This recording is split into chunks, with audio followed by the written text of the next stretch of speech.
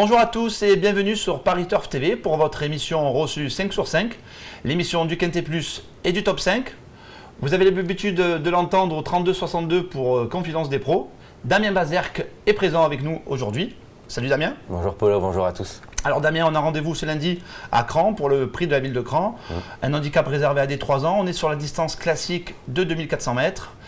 Je sais pas vous, mais moi j'ai vraiment eu du mal à faire une sélection en 8 chevaux. Ouais, c'est vrai que c'est un quintet qui est rendu compliqué par le fait qu'il y a beaucoup de 3 ans au départ. On a du mal un petit peu à jalonner toutes les valeurs, surtout qu'il y a certains chevaux qui démarrent au niveau des handicaps. Après, concernant le parcours à Cran, je pense que les numéros de corde sur ce 2400 mètres ont un petit peu moins d'importance parce que vous avez le temps de vous ranger au départ puisque le tournant arrive assez tard.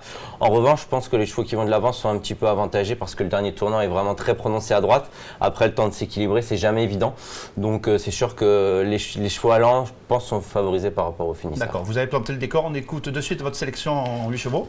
En tête, je place le 9 Eoscarsus, ensuite le numéro 4 Parzival, le numéro 1 Ponte Fortune, le numéro 2 Lucelle, le numéro 6 Maquisard, le 10 Morini, le numéro 8 Roma Damchka et enfin le numéro 16 Precious King. C'est donc le 9 Eoscarcus qui est à la faveur de votre pronostic. Je vous propose, Damien, avant de vous écouter, de regarder ensemble une course de référence. Nous étions à Vichy le 21 juillet. Ce jour-là, voilà, Eoscarcus progresse à la corde. Il est battu, il va faire longtemps illusion pour la victoire. Il est battu par Minotaur qui depuis a répété. On retrouvait également Parzival et je m'abuse, et Maquisard qui terminait à la 5e place. Mais c'était extra ce jour-là. Ah oui, pour rien de vous cacher, je l'avais joué ce jour-là, j'étais assez chaud parce que pour moi il était vraiment bien situé sur l'échelle des valeurs, il a été de l'avant, il a été très très courageux jusqu'au poteau. Je pense que c'est un élément qui est doté de beaucoup de tenue, il a pas mal d'abattage, donc ça lui convient parfaitement d'aller de l'avant. En plus de ça, c'est un excellent droitier, là en plus c'était à Vichy donc ça l'atteste. Et c'est vrai que comme vous l'avez dit, ce jour-là il est battu par Minotaur qui depuis a répété lors du meeting de Clairefontaine dans un quintet qui était quand même assez bien fourni. Et là en plus de ça, on a vu quand même qu'il est reparti. Il est reparti, il y avait Minotaur lui, derrière il y avait un petit écart, mais vraiment il me laissait la plus belle des impressions. Je pense vraiment que tôt ou tard il va remporter son quintet. Là comme j'ai dit, les chevaux allants sont avantagés, il a un petit numéro dans les stalles, son jockey va vite aller de l'avant et si on le laisse faire, ils lui verront que la queue. Ils lui verront que la queue, on vous le souhaite. C'est une bonne base de l'épreuve. On poursuit avec en deuxième position, vous avez mis le 4 Parzival. Alors lui c'est un cheval qui est rompu à ce genre d'exercice. 4e, 2e, je pense que son jour est proche. Oui, exactement. Je vous avoue qu'à Vichy m'a beaucoup surpris, je ne l'avais pas mis dans mon pronostic, je ne pensais pas capable de faire ça. Mal m'en a pris d'ailleurs, je pense que les Bocci, il faut vraiment les surveiller, surtout quand il débute au niveau des handicaps parce qu'il est vraiment très adroit. Ensuite de ça, il a répété à Clairefontaine étant battu vraiment du minimum. Ici, il a un jockey qui vole actuellement, c'est Christian Desmureaux. Il vous plaît, hein, Christian? Je pense que c'est un excellent jockey. En plus de ça, c'est vrai qu'il monte de très belles courses et il sait ce qu'il a dans les mains. Il le connaît pour l'avoir monté la dernière fois, donc c'est vrai que c'est quand même un atout. C'est un élément qui fait bien les 2400 mètres, il a tout pour lui. Donc c'est vrai que c'est une base dans cette épreuve et pour ne rien gâcher, il a tiré le 4, ça va permettre à Christian d'être assez vite dans la bataille, pourquoi pas derrière les leaders et dans la phase finale, je pense que c'est une bonne base de jeu. Allez, on écoute, nous avons une info terrain à ce sujet. Nous avons notre journaliste Gilles Pomade a joint son entraîneur, qui n'est autre que Alessandro Botti. Je vous propose de l'écouter, c'est notre première info terrain.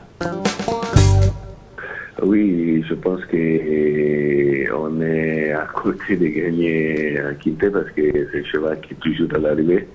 Oui. Très honnête et bon, 37 de valeur, c'est sa valeur la dernière fois. Il est battu pour le meilleur cheval de la course, je pense. C'est un cheval qui venait de gagner un Derby Swiss et bon, je pense que si jamais la piste, il va être même souple, on a la chance et on aura vraiment une première chance. On est tout à fait d'accord, il a vraiment une première chance dans... Terrain souple par contre, terrain souple, bon souple, ça serait un plus, mais bon, même si c'est bon... Non, ce sera bon souple, mais ça ne va pas le déranger, mais pour nos téléspectateurs, ce sera certainement bon. Il ne faut pas s'arrêter au terrain, c'est un cheval qui a la pointure en valeur 37. En troisième position, nous avons mis une femelle, vous avez mis le Las Ponte Fortune, ou Ponte. Prononcez comme vous voulez. Ponte Fortune, c'est une jument qui a vraiment progressé cette année, déjà 2 victoires. Bon, c'est un premier essai à ce niveau. Ouais, mais en plus, je pense qu'elle est quand même entraînée par un entraîneur très adroit, à savoir Jonathan Pease. Elle débute à ce niveau, mais elle a quand même des lignes qui sont très bonnes. Elle avait notamment battu de 4 longueurs à Alési, qui vient de s'imposer il y a 2 jours de ça du côté de Nancy. Elle avait aussi donné... Allez-y, c'est au Crozet-la-Roche qui vient de Non, s'imposer. c'était Nancy. Non. Nancy, c'était Nancy. Non, c'est Crozet-la-Roche. Bon, bref. Bon, C'était Nancy, Ouais. on en reparle Ouais, après, ouais. on va débriefer. Mais en plus de ça, elle avait dominé Vazirabat qui depuis a remporté, s'est imposé à 2 reprises. Le dernier coup, certes, elle a déçu, elle m'a déçu pour être tout à fait honnête avec vous. Bon, c'était au niveau listed. Voilà, exactement, c'était au niveau listed, on va oublier ça. Ils sont tombés dessus un petit peu vite, elle s'est peut-être un petit peu écœurée, mais c'est vrai qu'elle a pour elle ce petit numéro dans les stalles, elle a pour elle d'avoir pas mal d'abattage aussi et de pouvoir aller de l'avant. Je la pense bien située au poids. Et Jonathan Peace, s'il la présente à ce niveau-là, c'est pas pour faire la figuration. Voilà, c'est pas pour faire la visite de cran, quoi. Ouais. En 4e position, nous avons également une femelle, le numéro 2, Lucelle. Elle dépend d'un tandem redoutable, le tandem Rouget, Jean-Claude Rouget, Christophe Soumillon. Et puis je regardais s'amuser, aucune fausse note depuis ses débuts. Ouais, aucune ou très peu. Je vais vous avouer que c'est une jument que j'ai un petit peu de mal à cerner. C'est une petite jument un peu sur le sang, elle a tendance à se montrer lente, c'est pour ça que le dernier coup, les œillères lui ont quand même fait du bien. Là, Jean-Claude Rouget les enlève, bon, je suppose qu'il sait ce qu'il fait. Elle a des lignes des plus intéressantes, mais ne me semble pas non plus avoir une marge énorme. Maintenant, on va être obligé de s'en méfier parce qu'elle a montré de la qualité. Le tout, c'est qu'il faut qu'elle soit décontractée. Là, on va faire confiance à la main de Christophe Soumillon pour l'avoir bien. Mais ça va être un impératif. Si elle tire de trop, elle va finir très loin. Mais on est obligé de s'en méfier, vraiment, parce qu'elle a quelques lignes intéressantes. Et au poids, même si elle n'a pas beaucoup de marge, ça semble être assez intéressant. D'accord. Le 6, Maquisard, fait également partie de votre sélection. C'est la ligne du 21 juillet, où Eos Kerkus est classé 2e. Voilà, 5e pour ses débuts. Bon, c'est un cheval maniable, son entraîneur est assez confiant. Moi aussi, je pense qu'il a sa place dans le quintet. Ouais.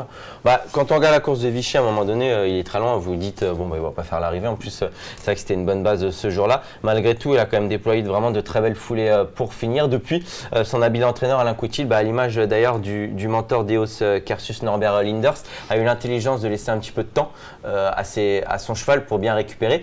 Et c'est un élément qui n'est pas obligé d'attendre parce qu'à Nantes, on l'avait vu terminer 2e en étant vite au cœur de la bataille, vite dans le dos du leader. Donc je pense vraiment que ce Maquisard a un tout premier rôle à jouer car en valeur 33, c'est un bon droitier aussi. En valeur 33, il avait gagné à Angers. Je ne sais pas si vous aviez vu la course, mais ce jour-là, il s'était vraiment imposé en 2 foulées. Oui. En 2 foulées, il était venu régler tout le monde, mettre le nez, c'est vraiment impressionnant. S'il y a du rythme et s'il n'est pas maintenu trop loin, attention parce que lui, il peut peut-être même venir mettre son nez. Et le tracé de cran va lui convenir. C'est ce que je vous disais tout à l'heure, le fait que ce soit un droitier, ça va lui convenir. Il ne faudra juste pas qu'il soit trop loin, mais je compte sur l'intelligence de son jockey pour ne pas le mettre trop loin. D'accord.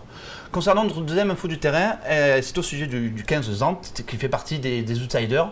Alors, je vous propose d'écouter Arnaud Veto. Voilà, comment vous dites ? Arnaud Veto. Veto.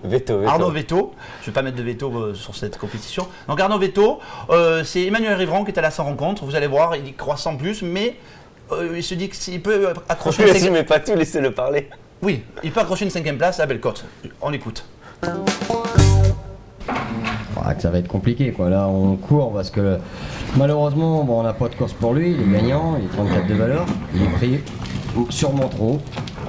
Maintenant c'est à côté de l'écurie, puis bon c'est un test aussi. Oui, il est à côté, la maison n'est pas loin, je dis pourquoi pas à l'issue d'un beau parcours. Si les favoris font défaut, voilà. Si vous cherchez un ben outsider, vous pouvez le rajouter dans il a raison de se faire plaisir, au demeurant. Il n'a pas volé non plus sa participation à ce quintet. Après, ça me semble dur, il aurait été mieux en 2e épreuve par exemple, mais bon, après, allez, effectivement. On regardera courir, pourquoi pas. On a fait le tour au niveau du quintet. Est-ce que vous avez une pépite du jour à nous recommander ? C'est une petite pépite. C'est le 805 Square 7, c'est l'entraînement de Carlos Lafomparia. C'est un élément qui m'a beaucoup déçu. Et on va peur des mots. Mais à force d'être baissé au poids, là il est rallongé, on lui met encore les œillères comme ce fut le cas le dernier coup. Le dernier coup il était 8e du côté de Deauville, sa course était tout sauf nulle. Je pense que si Carlos Lafomparias continue, qu'il le rallonge, qu'il met les œillères, ça fait, là il y a tout. Il y a tous les ingrédients pour que la maillot prenne. Et je pense que si elle prend, il peut venir, tôt ou tard il gagnera son handicap. Et j'espère que ce sera pourquoi pas ce lundi. Comme ça on va briller, Polo. Allez, on croise les doigts. Voilà, vous avez les infos pour le 5-5, la pépite du jour. Bon jeu à tous et à très vite sur Paris Turf TV. Merci, au revoir.